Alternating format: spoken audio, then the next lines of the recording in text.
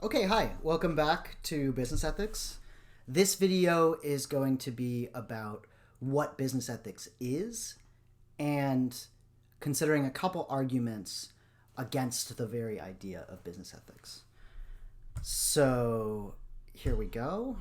And I suppose I should say I'm going to post these slides on the Quarkus page, so you'll have access to the slides as well. So here we go. Okay. What is business ethics? Well, I think one important distinction to make is a distinction between ethics on the one hand and the law on the other hand.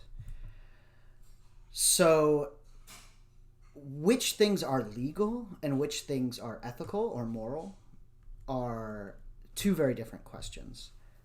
And I'm going to use ethics and morality interchangeably in this course. Yeah. So lots of things are both illegal and immoral, right? So murder is illegal, right? It's against the law, and it's also immoral. But even though there's a substantial overlap between the category of the illegal and the category of the immoral, they don't completely overlap.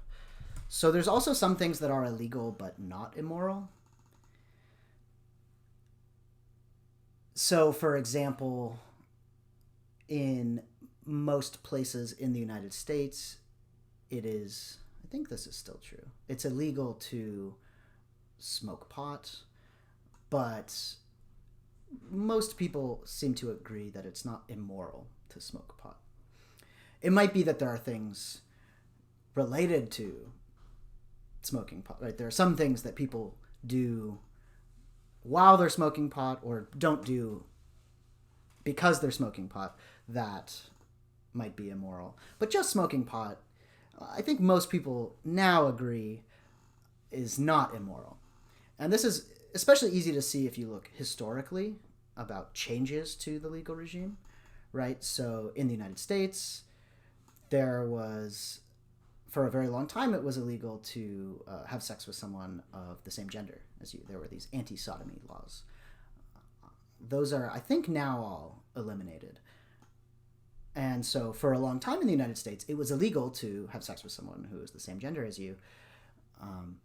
And again, I think it's now pretty much universally agreed, not quite universally agreed, but I think the vast majority of people now think it's not immoral to have sex with someone who's the same gender as you, nor was it immoral at the time, even though it was illegal. And on the other hand, there's also things that are immoral but not illegal, right? So, cheating on your partner, right? Or being a jerk, right? My go-to example of something that is immoral is being rude to waiters or other people in the service industry. Happens all the time, and it's not against the law, right? The fact that it's not against the law doesn't make it any more moral to behave in those ways, but there might be good reason why we don't want the legal regime or law enforcement policing how people talk to servers, right? So this class is not really interested in the law per se. It might come up at certain points, but the main focus of this class is not about the law, right? If you want to know what's legal, what's not, you should probably ask a lawyer, which I'm not a lawyer, so it's sort of outside the scope of my expertise and also the topic of this class to engage in questions about what's legal and what's not. Rather, our class is about morality, right? So whether or not certain practices are legal, we can separately ask whether they are moral or immoral. And maybe answering a question about whether a practice is moral or not is going to inform our views about what the law should be. But what the law happens to be at a particular time, say right now, doesn't seem like it's directly relevant to the question of what's moral and what's immoral. In the same way, when we're asking whether it's moral to cheat on your partner or be rude to servers, the pointing out that those things are not illegal is just neither here nor there. Right? So, regardless of the legal status of many of the practices that we'll be discussing, our question is about the moral dimension of those practices. Now, one reaction that a lot of people have to those sorts of questions is a general skepticism about morality, or if not a skepticism about morality per se, then a skepticism about the productiveness of investigating moral questions in the sort of way that we're going to here. And there's lots of sources of skepticism, right? So here's one from a movie called The Big Lebowski, which came out like 150 years ago. Sorry, most of my pop culture references are rapidly becoming quite dated. So there's lots of reasons why you might be skeptical about ethics in general, right? So maybe you worry about how we could ever discover ethical truths. It's not like physics, right, where you can run experiments and test your sort of ethical theories. Or maybe you think, just as a matter of psychological fact, people always behave self-interestedly, and so, who cares about what the ethical facts are, because people are just going to be responsive to their incentives in a narrowly self-interested construal of those incentives. Or maybe you worry, there we go. I'll try to stay just barely in frame here. Maybe you worry what sort of thing a moral truth would be, right? These are, the first worry is kind of a worry about the epistemology of ethics. The second is a sort of psychological worry about how useful ethics is. And the third one is what philosophers call a metaphysical worry. For what it's worth, I think all of these are really interesting questions and really have been deeply studied by a lot of people. They're questions that are going to be outside the scope of this class.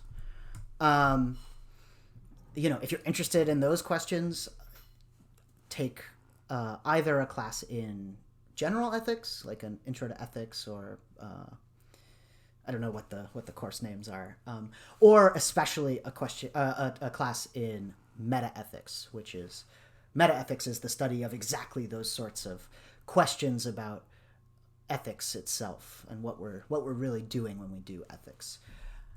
But for our purposes, we're going to set those questions aside. So we're just going to assume that general skepticism about morality is false. That's just going to be a presupposition of this class. So the attitude of this class is going to be, of course we know that slavery was morally bad, right? Yeah, there are these philosophical worries about how exactly we know that and what it is we know when we know that. And great questions to ask in other classes. But in our class, we're just going to assume that, of course, we know that slavery is bad. But there are more specific reasons why people have been skeptical about business ethics in particular. And in this video, I do want to grapple with a couple of those reasons. Admittedly, not in the fullest depth that they might be grappled with. But just to sort of warm us up to thinking about business ethics. So we're going to talk about two arguments for skepticism about business ethics. If you are curious about this in more detail, have a look at the von Kriegstein reading called Oxymoron. Von Kriegstein, Hosko is his first name. He's a buddy. He teaches business ethics at Ryerson University. And his paper goes through a lot of these arguments for skepticism about business ethics in a lot more detail. But here are the two arguments that we're going to consider. There's one argument that has to do with the invisible hand, a term that I suspect many of you are already familiar with. And the second argument is going to be an argument to do with a race to the bottom, which is also a term you hear in the popular discourse about business ethics.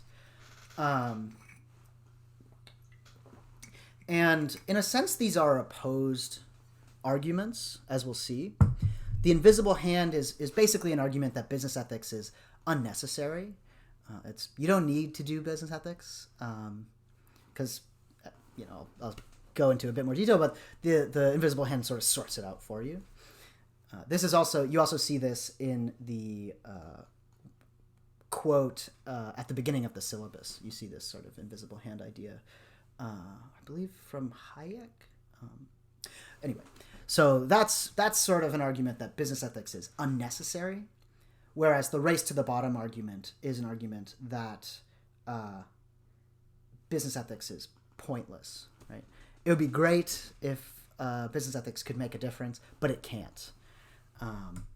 Okay, so now that's just sort of big picture. Now we'll go through these two arguments in a little more detail. So the first argument is this invisible hand argument. Here's an even older movie.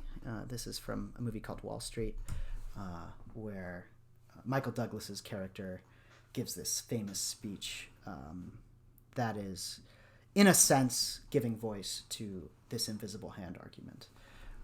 And as, again, Hayek is also sort of giving the same sort of argument. So this is going to be an argument that business ethics is unnecessary.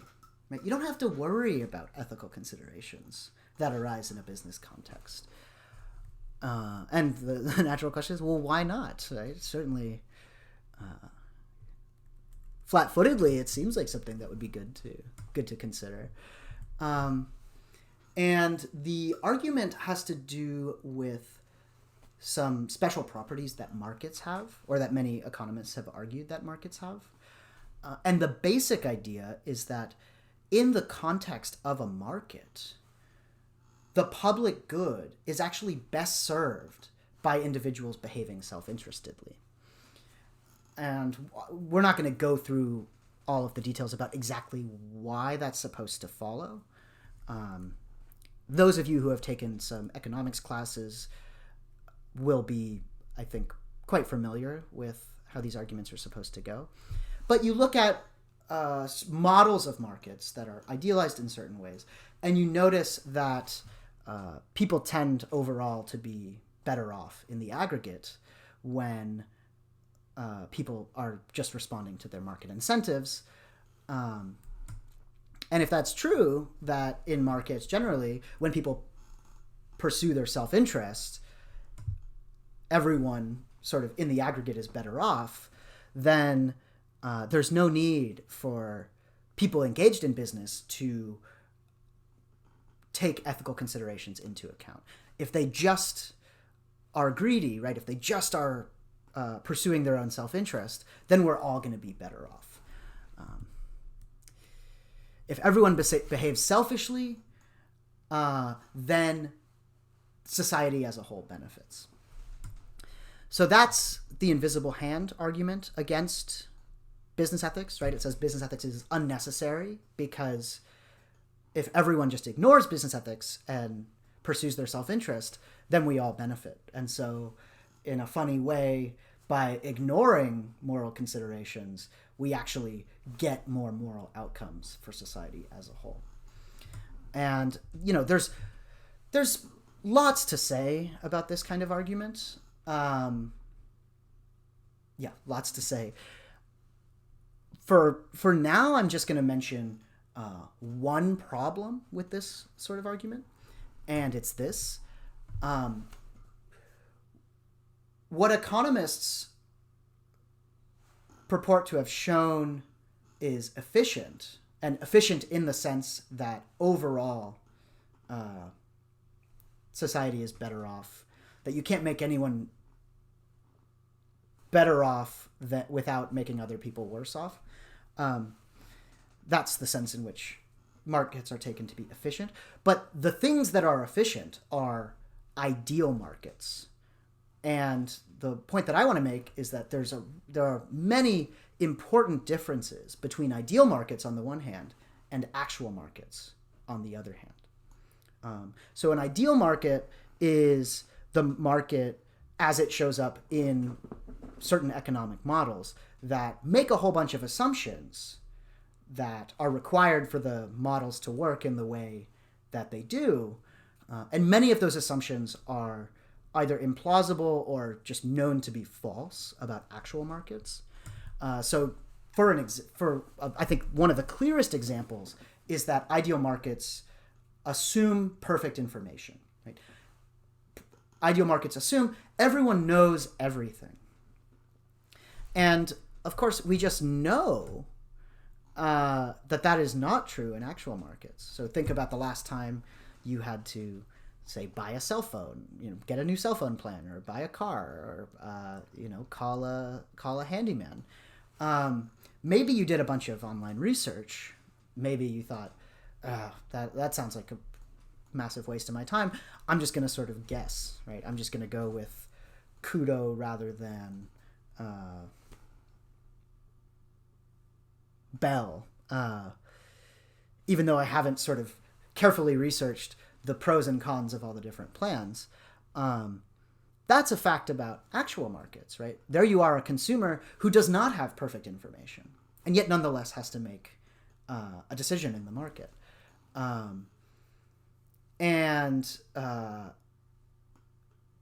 So the cell phone plan market, and this is true of many, many, many other markets, is a market where there's far from perfect information. And in fact, another prediction of ideal markets, something that happens in ideal markets that promotes efficiency, is specialization.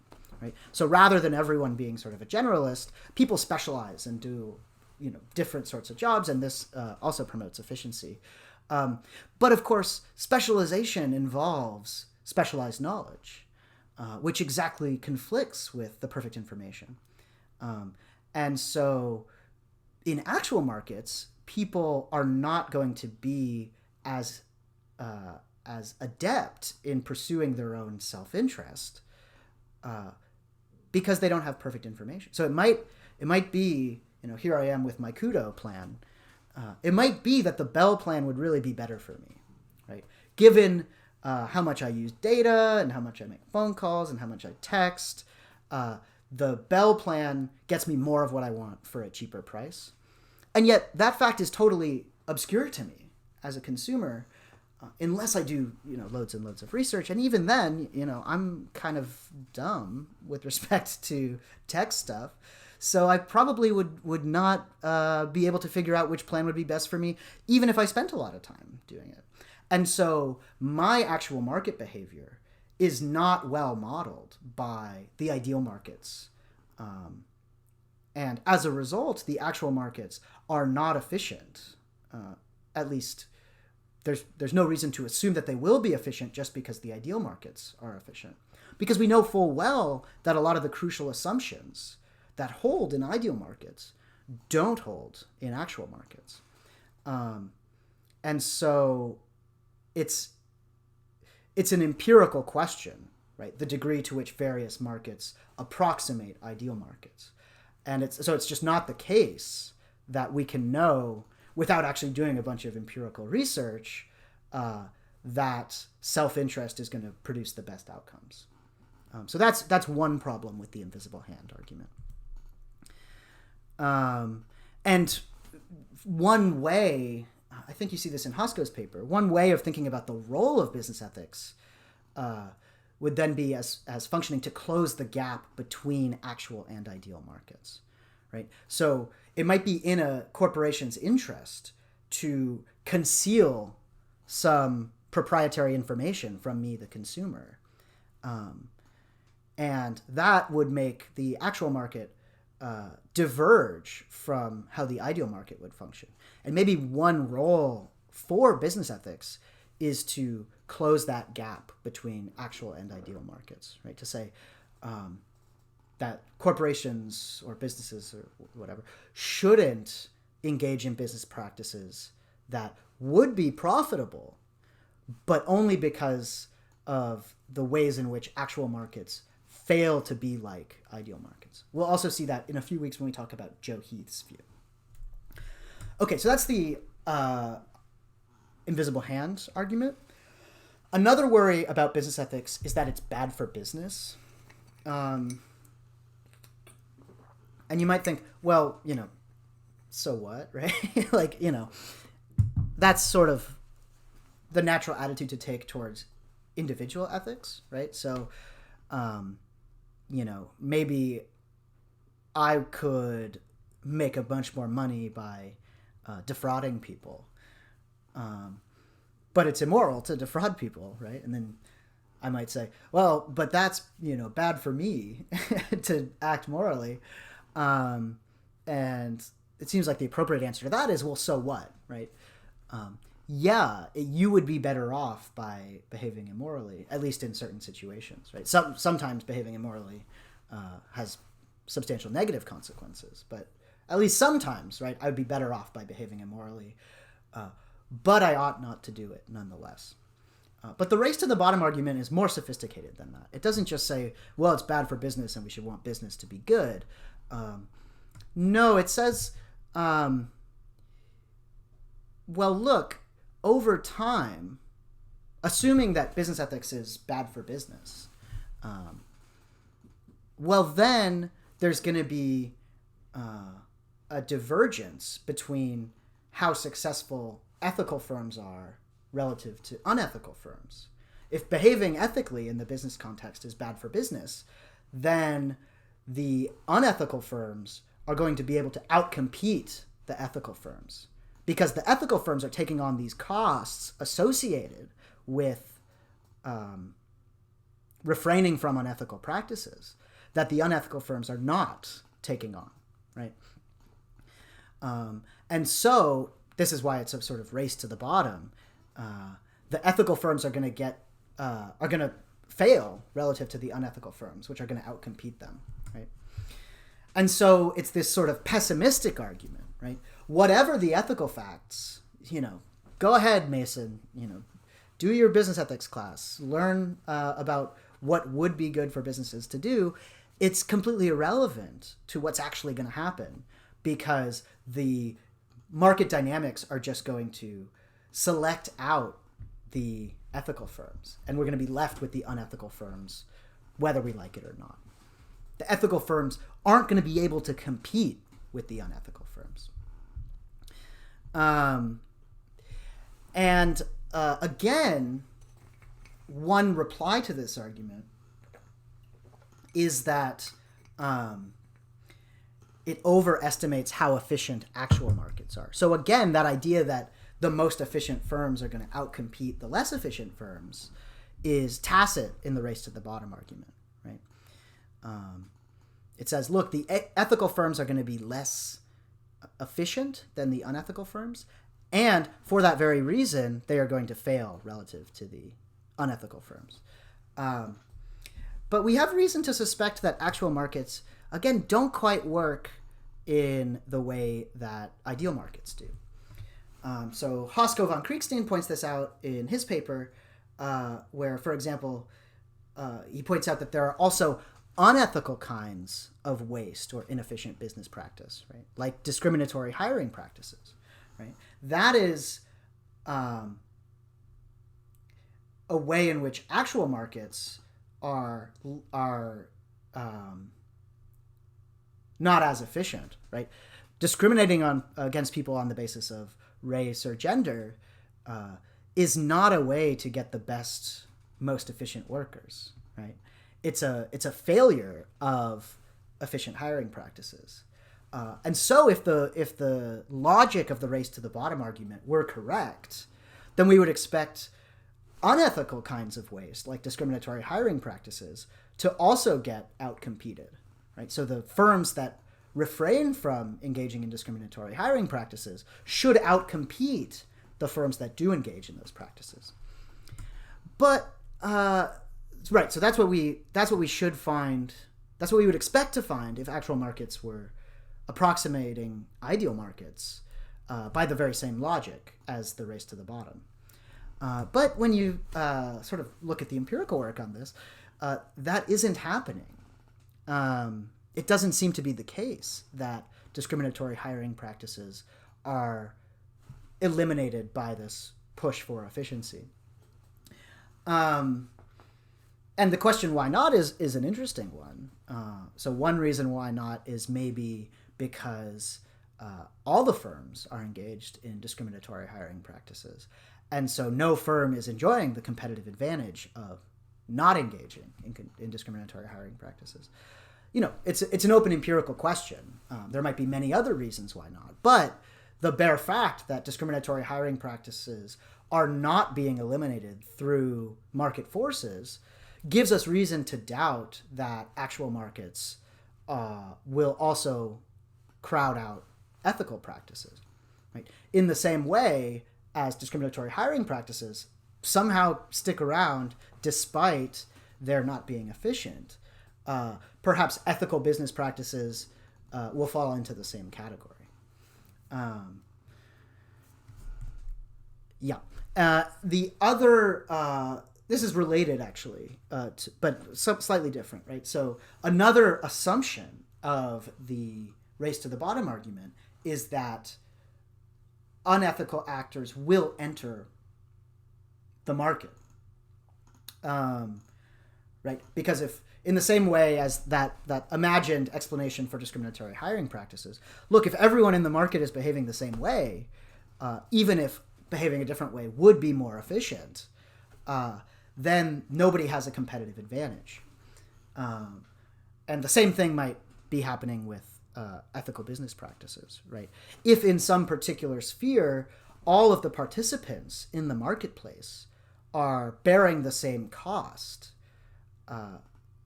that is associated with ethical behavior, then none of them will have a competitive advantage, right? There have to be unethical actors in the market for the race to the bottom to get going in the first place. And, there are examples of that. So I don't think this is true in general, right? You might think I'm sort of unduly optimistic, right? Like you might be thinking, of course there are going to be unethical actors in a market. And, it's sort of, it's going to be a bit case by case, right? But there are some examples where I think this is exactly what we find, right? So, for example, this is a very, I think, vivid example, but slavery was good for business, right? If you just think about how businesses make money, well, if you sell your product for, like, the way you make money is you sell your product for more than the cost of production. It depends on the industry, but one of the major costs of production is paying workers, right? Paying the people who are engaged in the producing. And the thing about slavery is that it completely eliminates the labor costs, almost, right? I guess you have to buy the slaves or whatever. But it massively, massively reduces the labor costs, and so massively increases the profit. So it's from a sort of cold business efficiency perspective, slavery is more efficient than paying workers. And so if the race to the bottom reasoning is correct, then we should predict that businesses that deploy slaves will outcompete businesses that don't. So over time, we should find all of the businesses to use slave labor rather than wage labor. But evidently, that's not what we find, right? At least in North America, the situation has gone exactly the other way, right? There used to be lots of slave labor, and now there's pretty much none. And why is that? Well, presumably it's because we decided that slavery is unethical, right? And so, yes, even though it would increase profit, we've all agreed that it is an immoral way of increasing profit. And in this case, right, there's no defectors, right? There's no one who is in the market using slave labor. Of course, I mean, obviously, the abolition of slavery is a much more sort of complicated story than just that. And then also, at this point, we have legal regimes that ban slave labor. But that's sort of posterior to the moral question. And so even though such companies would be able to offer lower prices and so outcompete firms that did not use slave labor, they're just barred from competing. We've decided as a society that is an unacceptable business practice. You can't do it. Okay, so I think it's that's sort of just a provisional, a provisional. There's much more to say about these kinds of arguments, but in the first instance, I think there's no sort of decisive reason why business ethics is either impossible or unnecessary, and so for most of the rest of the class, we'll sort of assume that it is possible and consider some of the ethical questions that arise. And just to sort of jump up and down about this, and this is not the last time you'll hear me say this, many of the reasons for skepticism issue from mixing thought about ideal markets with thought about actual markets. And it's what I want to emphasize is that given that we know that ideal markets have a whole bunch of assumptions that don't hold in general of actual markets, it's always going to be an empirical question which features of ideal markets are shared by actual markets. It's not the sort of thing that can be settled just by abstract reasoning. And so we should tend to be pretty skeptical of arguments that move quite naturally from an observation of a property of ideal markets directly to assuming that property also holds in actual markets. And this is a theme that will, I think, come up several times throughout the course. So, really good to sort of flag it up front. Keep that in your head, the distinction between ideal and actual markets. Okay, so that's the end of this video. I'll see you in a bit to talk about Milton Friedman. Okay.